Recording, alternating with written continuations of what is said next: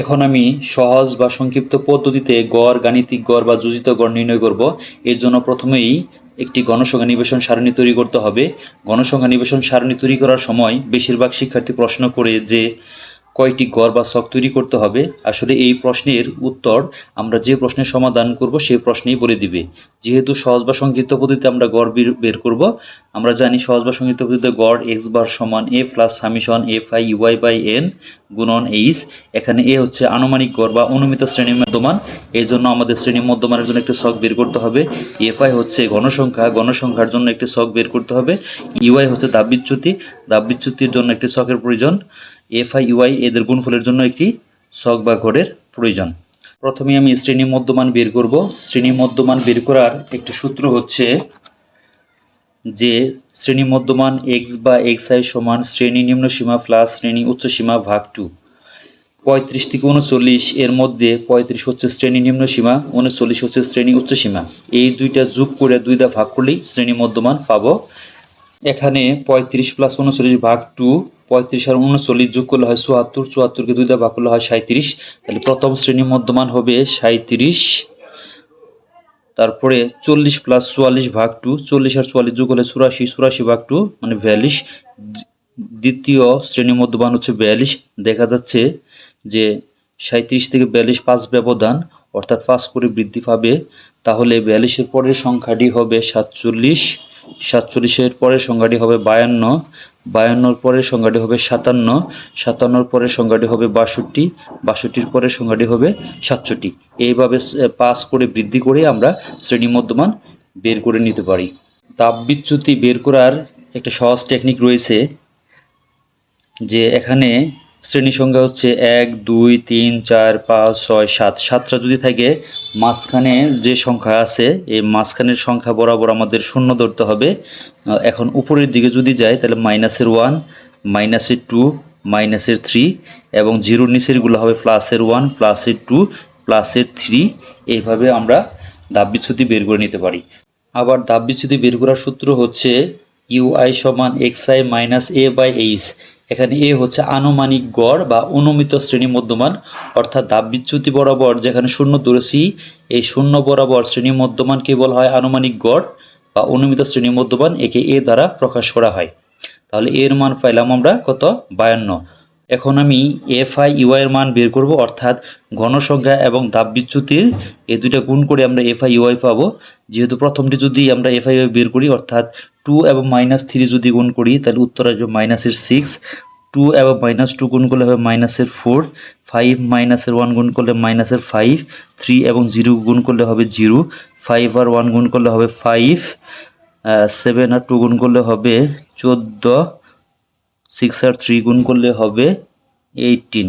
এখন প্লাসের সংখ্যাগুলোর থেকে মাইনাসের সংখ্যা যদি বাদ দিই তাহলে এটার যোগফল আসবে +22। মানগুলো সূত্রে বসালেই আমরা গড় বা গাণিতিক গড়ের মান পাবো। এ আমরা আগে জেনেছি এ হচ্ছে 52, তাহলে এর পরিবর্তে লিখবো 52 plus summation F I U এর মান হচ্ছে 22। তাহলে 22 ভাগ এন এর মান হচ্ছে 30, 30 গুণন এইচ হচ্ছে শ্রেণী ব্যবধান, অর্থাৎ 35 থেকে 39 এর শ্রেণী ব্যবধানকে বলা হয় এইচ, এইচ এর মান হচ্ছে 5। এখন 52 প্লাস 22-এর সাথে 5 গুণ করে 30 দ্বারা ভাগ করলে আমরা পাবো 55.67 প্রায়।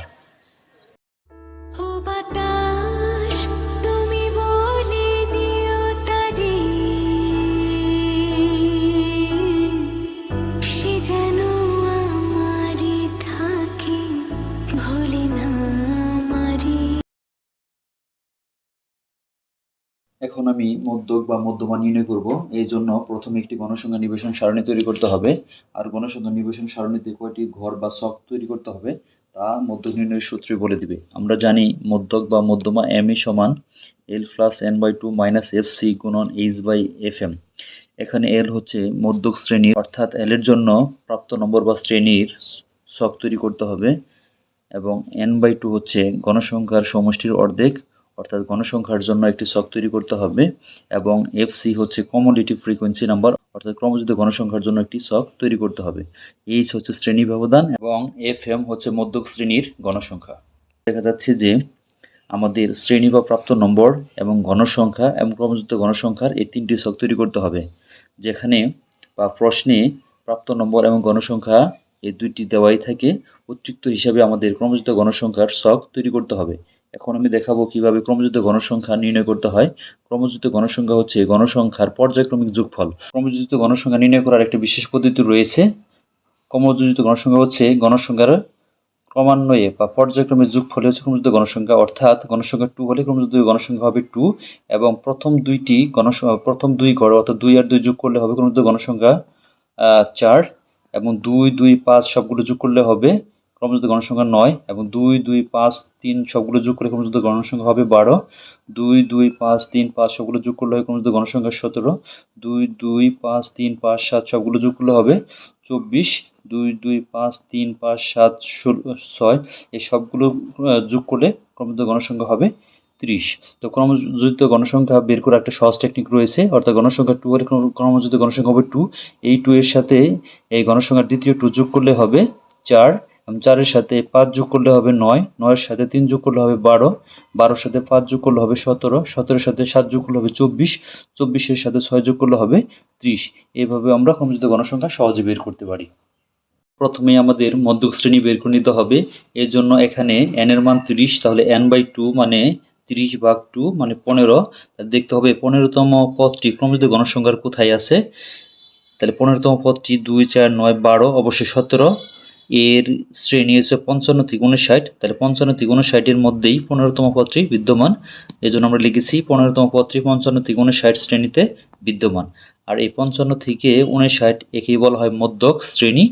এই মধ্যক শ্রেণীর এই নিম্ন সীমাকে বলা হয় এল এবং মধ্যক শ্রেণী বরাবর এই গণসংখ্যাকে বলা হয় এফএম।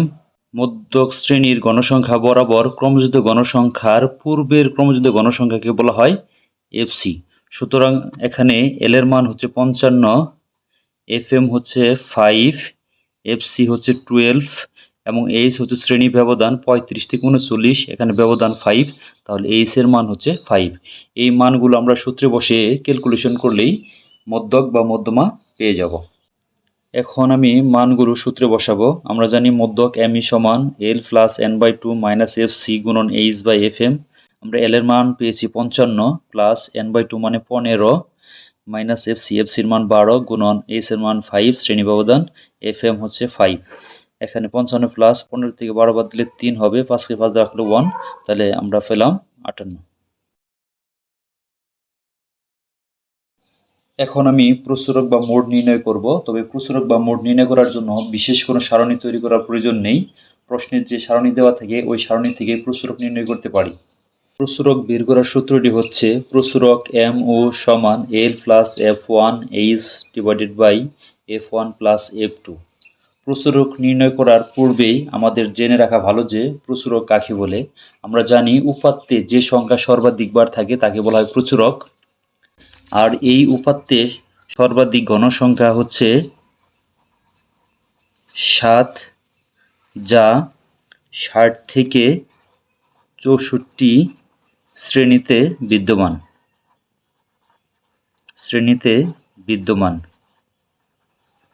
সুতরাং প্রচুরক শ্রেণী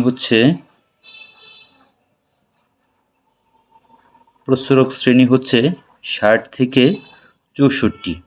আমরা আরও জানি যে প্রচুরক শ্রেণীর নিম্ন সীমাকে বলা হয় এল, অর্থাৎ এল এর মান হচ্ছে 60 এবং f1 হচ্ছে প্রচুরক শ্রেণীর সর্বাধিক গণসংখ্যা থেকে তার পূর্ববর্তী গণসংখ্যারকে বিয়োগ করলেই আমরা f1 পাবো, অর্থাৎ 2 পাবো। এবং f2 হচ্ছে প্রচুরক শ্রেণীর সর্বাধিক গণসংখ্যা থেকে তার পরবর্তী গণসংখ্যা বিয়োগ করলেই আমরা f2 পাবো। এবং এইচ হচ্ছে শ্রেণী ব্যবধান, এখানে 35 থেকে 39, 40 থেকে 44, 5 করে ব্যবধান, সুতরাং এইচ এর মান হচ্ছে 5। এই মানগুলো যদি আমরা সূত্রে বসাই তাহলে আমরা প্রচুরক পাবো। তাহলে এই মানগুলো আমি এখন সূত্রে বসাবো। তাহলে আমরা এল এর মান বসাবো 60 প্লাস f1 এর মান পেলাম 2 গুণন এইচ এর মান 5 ডিভাইডেড বাই f1 এর মান 2 প্লাস এর 1, তাহলে 60 প্লাস 2 আর 5 গুণ করলে 10, 2 আর 1 যোগ করলে হয় 3, 10কে 3 দ্বারা ভাগ করলে 3.33 পাবো। তাহলে 60 প্লাস 3.33 করলে আমরা পাবো 63.33 প্রায়।